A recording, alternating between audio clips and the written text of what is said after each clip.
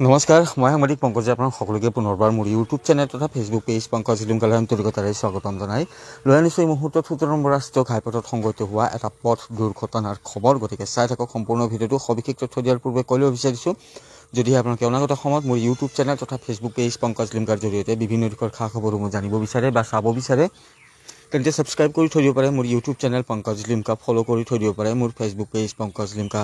তো ১৭ নম্বৰ ৰাষ্ট্ৰীয় ঘাইপথত এটাৰ পিছত এটা পথ দুৰ্ঘটনা সংঘটিত হৈ থকাৰ মাজতে আজি পুৱাৰ ভাগত এনেদৰে আন এটা পথ দুৰ্ঘটনা হোৱা দেখিবলৈ পোৱা গ'ল ১৭ নম্বৰ ৰাষ্ট্ৰীয় ঘাইপথত। আৰু এই যি পথ দুৰ্ঘটনা এয়া সংঘটিত হৈছে গোৱালপাৰা জিলাৰ ধূপধাৰা আৰক্ষী থানাৰ অন্তৰ্গত ধনুভাঙাত।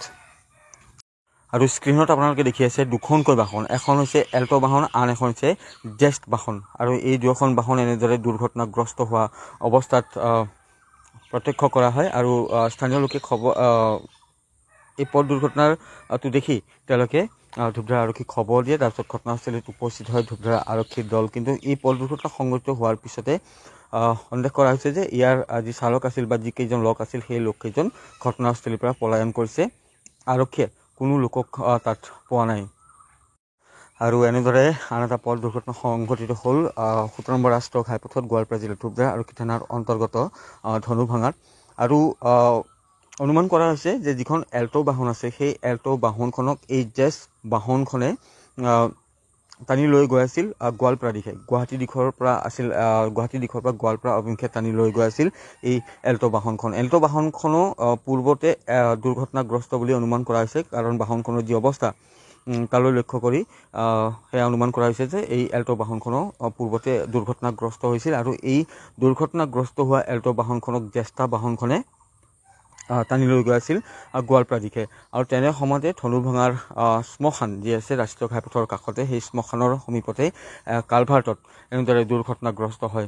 এতিয়া কোনেও যিহেতু দেখা নাই, ৰাতিপুৱাৰ ভাগত জ্যেষ্ঠ বাহনখনৰ চালকৰ টোপনিৰ কাৰণে আচলতে এনেধৰণৰ জ্যেষ্ঠ বাহনখন নিয়ন্ত্ৰণ হেৰুৱাই দুৰ্ঘটনাগ্ৰস্ত হ'ল, নে অন্য কোনো বাহনে দুয়োখন বাহনক এনেদৰে খুন্দিয়াই থৈ আচলতে তাৰ পৰা পলায়ন কৰিলে, সেয়া কিন্তু বৰ্তমানলৈকে জানিব পৰা হোৱা নাই। যিহেতু কোনো লোকে এই পথ দুৰ্ঘটনাৰ হোৱা সময়ত দেখা নাছিলে, তাৰ কাৰণে অনুমান কৰা হৈছে যে হয়তো কোনোবা বাহনে দুয়োখন বাহনক এনেদৰে খুন্দিয়াই থৈ যায়, অন্যথা জ্যেষ্ঠ বাহনখনৰ চালকৰ হয়তো টোপনি লাগিছিল, যাৰ ফলত নিয়ন্ত্ৰণ হেৰুৱাই আৰু এনেদৰে দুৰ্ঘটনাগ্ৰস্ত হয়।